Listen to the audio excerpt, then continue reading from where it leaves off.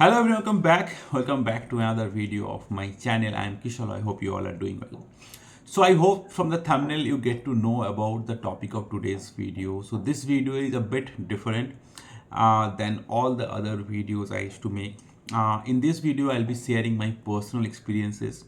And as the title suggests, this is about, if you are planning to do marry during your PhD tenure, then what kind of difficulties you might face. So when I'm making this video, I hope if you're following my channel, I have recently uploaded in my community section that I recently got married a couple of days back. So that's why I thought let's make this video, because the perfect timing to make this video, that what are the difficulties you might face if you are a PhD candidate and if you're planning to marry someone. This video I'm making without any script. So typically, when I used to make any video, I have a rough script and then I used to talk about that video and I make a lot of cuts and all. But this video is completely my personal experience I'll be sharing in this video. So I thought let's talk about it. I mean, no script will be there, so maybe I'll fumble sometimes, maybe I'll think about something sometimes, but yeah, please pardon me for this. But yeah, there is no script as such for this particular video.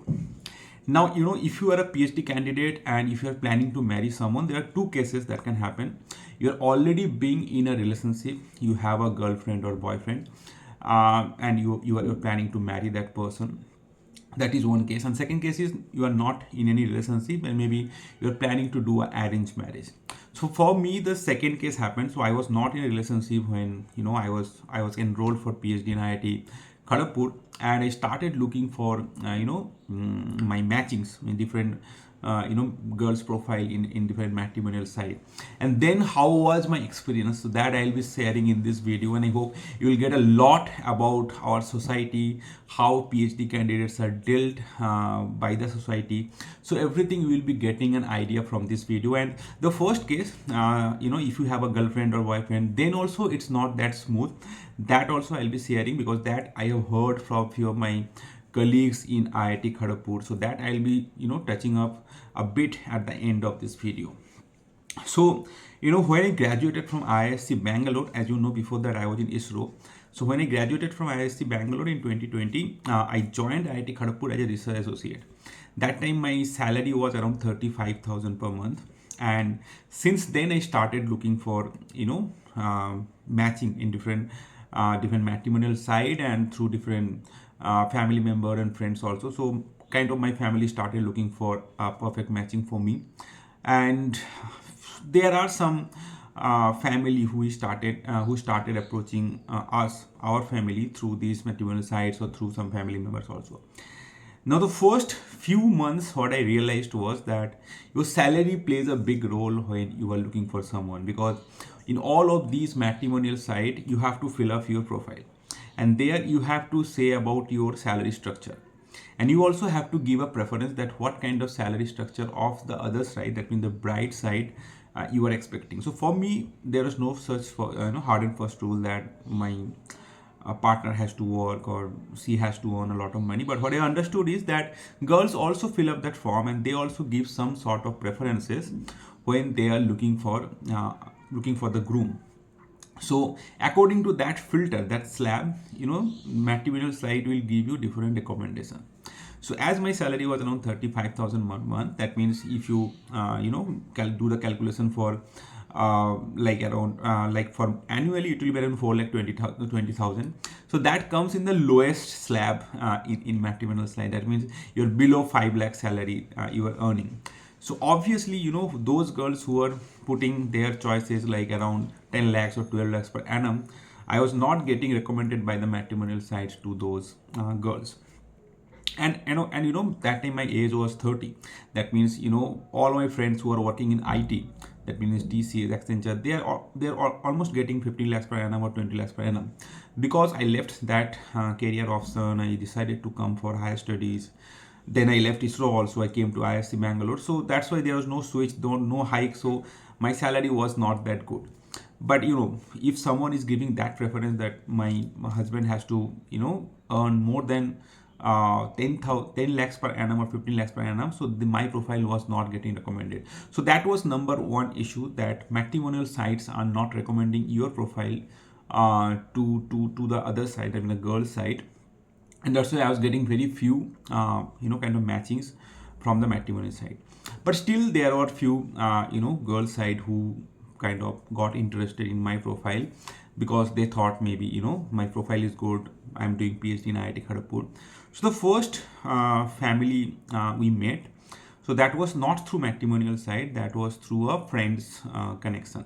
So that family was a friend of my friend. So I talked with that girl for around 2 months. So this was very early stage of my IIT Kharagpur days. I mean, around 2021 January. That time I was not a PhD fellow. I was just doing my research assistancy under my professor. So I talked with that girl for 2 months, and we also met. I mean, the family also met with each other. But after 2 months, suddenly they said no, and the reason was very very funny. I mean, they told me that if you would have worked in ISRO, we would have happy to continue. So their point was, there is no point of leaving ISRO and working, I mean doing MTech and doing PhD now, because my salary has gone down from 80,000 per month to 30,000 per month. Remember, that time I was not a PMRF fellow. I mean, I was yet to receive the PMRF fellowship. I was just a research assistant in the IIT Kharagpur under my professor's lab. So that was the reason. And one other reason they have pointed out was that they thought PhD will be a 3 years program or 2 years program. Then maybe after 2 years I'll be earning a lot. But I told no, we have cleared everything to them before this connection happened, that I am not a earning not much. I'm just a research scholar or research assistant, and I am just earning 30,000 per month. So everything was well communicated to them, but they, after 2 months, they said this to me. So that was the first thing that happened, and I was really really upset, because I initially thought that maybe they are actually putting, understanding my decision, or my my value, or whatever I am thinking. So that I was thinking that they might be understanding, but that was not the case. Then I started actively looking for matching in the matrimonial side. And since then, whenever I used to meet other girls, I used to tell them that these are two issues. The first issue is I don't have much money. By then I already has enrolled for PhD, so I used to tell them that I don't have much money. I'm just earning 30,000 per month. And the second thing was that I have a relocation issue, that I might be joining some IITs, and that is my first preference, that I'll be choosing to join some IITs for becoming a professor. So if you have a relocation issue, then we shouldn't continue. So this was my two requirement since then, when I used to meet any girl in the matrimonial side. And this is how things was going on. Very few requests I was getting, but yeah, whatever is coming on, after I said these two things, most of the people are kind of stopped talking with me. And then and I have seen that there are two cases, at least in Bengal there are two cases. First is, if the girl is working, for them the salary of the boy, or salary of the groom is not that much important, but for them it's very important that the groom has to work on the same city where that girl is working. So because of that, even the government school teachers are sending me requests, because they are thinking that I am now in Kharagpur, so I'll be working in Kharagpur for long term. But that was not the case. So that thing also I used to clarify to every people, that currently I'm doing PhD in IIT Kharagpur, but I won't be staying here for a longer time. And the second thing was that if the girl is not working, suppose if a girl is just have graduated and she didn't get any job, she probably will be becoming a homemaker. For them, the family requirement was that you have to be a well settled employee, and preferably you have to be a government employee, I mean the central government or the state government employee. In both the cases I was facing a lot of difficulties, because most of the time people used to send me request, and then they call me and they ask me that, are you a permanent employee in IIT Kharagpur? So I say no, it's not a permanent employee. So what I found was that people are not aware about PhD much, and and somehow they feel that I am a research scholar in IIT Kharagpur means I am a working professional in IIT Kharagpur. So this is how things are going on. And then around 2020, like 2022, when I finally joined IIT Kharagpur as a PhD scholar, then that time also one matching was going on with one of the family. So that girl also I talked around for 5 months, but suddenly at the end of 5 months they came to our home, but they suddenly stopped talking. So this is one of the very bad thing about this matrimonial side, that suddenly at the other side people will stop talking with you, and you have to accept it, because this is how the things is going on. I mean, nobody is committed here. I mean, you might be emotionally attached with the person, but that person might not be attached with you, and that's perfectly fine in this setup. So for that girl also this thing happened, that we talked for 5 months, and I was expecting that this might be the case where everything will be settled down. But yeah, that things again went wrong, and that girl chose to marry a central government guy. So this is how, I mean, at least like 3 4 5 cases happened with me, that where I talked for a while, but suddenly either they had a location issue, or when they got a guy with a better salary or a better money or a better job like government job, when they found out, they chose to go with that guy. And it's very common. I mean, there are many well settled guys are there. I mean, both in private sector and the government sector is there. So this is how the things happen. I mean, for 2 years I was doing these unsuccessful attempts, and finally met my current wife. So she's a doctor, luckily, and I mean, she doesn't have any location issue. So initially, actually, I was not thinking about the doctors, because I have a bias in mind that doctors don't choose engineers as their partner. But my current wife, she chosen my profile, and we started talking, and I found compatible with her. And finally, after I dated her around for 1.5 years, or maybe close to 2 years, I have dated her, and currently a couple of days back I married her. So for her the thing was like, she is already earning, so that money issue is not there, and as she is a doctor, she doesn't have any relocation issue. I mean, the doctor can relocate anywhere in the country, but the only requirement she had is, even she has now, is that she's not ready to relocate in the foreign country, and that is something my requirement also. So I have no plan to go to abroad and settle there. Maybe I'll be going there for a few years to do my postdoc, but after that I'll come back and stay here. So the main point of sharing these stories is that, whenever you are a PhD guy, don't expect the society will understand your value, or kind of the research that you are doing. Society will understand it. It's your it's your passion, it's your liking, that's why you are doing PhD. But very less people are actually giving value, at least in India, to the PhD people. And when a family has to choose a boy for their girl to set up a marriage, most of the time this they look is the money. So that's the very unfortunate thing, that they only uh, look money, and they decide which boy is good or bad. On the other side, even boys are also, most of the cases, they look at the girls looks and all. So that is also thing is there. I'm not differing on that point, but what I'm sharing is from my side, that what I've seen, that girls family, they most of the time they choose a boy based on their salary and the kind of job they are doing. And here the problem is, because you are a PhD scholar, you don't have a permanent job. And luckily I had PMRF fellowship, like from 2022 I had this fellowship, so that's why that's not an issue for me now, the salary part. But if you are a normal fellowship, your salary is 40,000 per month. So that salary, with that salary, you will get very few choices for you to choose your partner. So this is something that is very very unfortunate. And whenever you will be getting rejected by this family, maybe you are liking that girl, but that girl got another choice with a better salary, or better better job profile that guy has. And most of the time girls family and girls chose to go for this one, because in arranged marriage there is no emotional commitment. It's like a very wrong way to say this. It's like you are open to the market to to choose your partner. So that's the issue.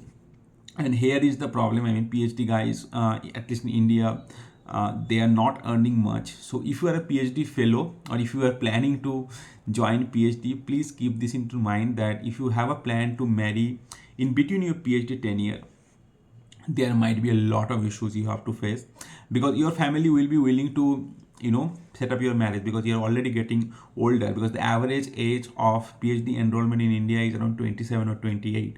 So that means you are already an eligible bachelor to do marriage. So that's why your family always will put up pressure, though for my case it's not a pressure. I mean, they're very friendly and they allowed me to continue my way till currently my age is 32, so they allow me continue till 32, and now I'm getting married. So that liberty I had, but I know there are many families who used to put pressure on their child from the age of 26 or 27. So that's why your family pressure will be there. They'll always want that, so that you will get married. On the other hand, the issue is that the girl side, they will only see your job profile, how good a job you have, how good your salary structure is, and based on that, they will decide whether you are a good fit for their girl or not. And even girls also, if a girl is good looking, if she has a good job or something, she also had her demand. Like, she also will be choosing a good high salaried guy, a good having a good career, and these kind of things will be there. So this is something I think you should keep into your mind. So that's the main purpose of making this video, that if you are planning to join PhD, keep these into your mind. Either if you have all of these things, okay, then fine.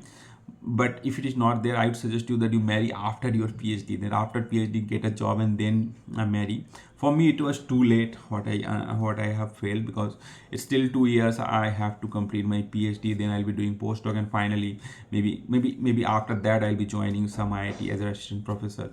So that's why another 4 years I don't want to want, because I personally feel everything has a time. It's not. I personally feel it's not not right to marry at the age of 40 or something, because it's a bit late. Though it's never too late to find your best partner. But yeah, I personally feel this is the right time to marry, because there are many PhD students also who used to marry in between. So yeah, that is the whole point of making this video. I don't know how good I made this video. And other side also, the another side, what I have told, that if you are in a relationship, if you have a girlfriend or boyfriend, then also it's not easy, because what I have seen for one of my colleagues, that because you are struggling to in your research, you might not be able to give proper time to your family members or your partner.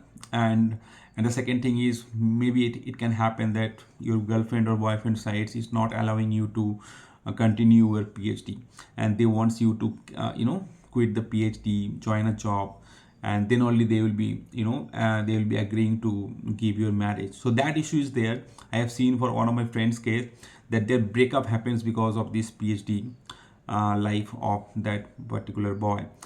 Because his girlfriend is not willing to continue the relationship, because first of all, the boy is not able to give proper time, and the second thing is, his salary is very very low, and her family, his girlfriend's family, found out a guy who had a better salary, better career. So that's why the girl had broken up. So these are things are there. You are lucky if you are a PhD fellow and not facing these issues. If you have a supportive girlfriend or boyfriend, or maybe if your family found out a very good match for you without all of these struggles what I have faced. But yeah, this is something, it's a social I personally feel it's a social crisis, and it will not be reduced or removed in one day. So social awareness about PhD is needed, and then maybe things will go start changing. Things will start changing, and people will start accepting PhD guy. Because I personally feel PhD is just like a job. You are getting salary just to do research. So that's how the PhD thing is, and I have made a separate video also on this thing, that PhD is nothing but a job. But the thing is, the salary is too low in India. That's why all of these things are happening, and there is no kind of security. You will be doing this PhD for 5 years, but what you will do after that, nobody knows. So these are two things that I have personally faced, that I don't have much salary compared to the guys who is working in private companies or government sector, and second thing is because PhD is not a permanent job. So that's why many of the families didn't come up to give me the opportunity to go forward with the relationship or with the marriage. But finally, at least everything ends well. It's a good thing. So finally I got someone who is really willing to marry me, and with her I just got married a couple of days back. So that was the thing, that was the whole video. I don't know how good I made this video because there is no script, as you understood. There is no cut, nothing has happened. But yeah, I'm happy that this experience I had, and that's why I'm sharing with you all of these things. So I hope this video will be helpful for many students to decide whether to go for PhD or not, because this is one part of the society that all PhD fellow has to face. So yeah, that's it about this video. First of all, thank you all of you that you all have wished me in the community section about our marriage life. So I didn't get time to reply. Thanks to all of you. I'll be doing it soon. But if you have any query about this particular topic, please let me know. And if you want separate many videos on these things like social issues, let me know in the comment section. I'll try to make more videos, maybe detailed video on each of the topic. And if you like this video, please like it and share this video to other people. And if you're new to this particular channel, as I always say, please subscribe my channel and hit the bell icon so that when I upload a new video, you'll get instant notification. That's it about this video. I'll meet you in next video. Until then, bye.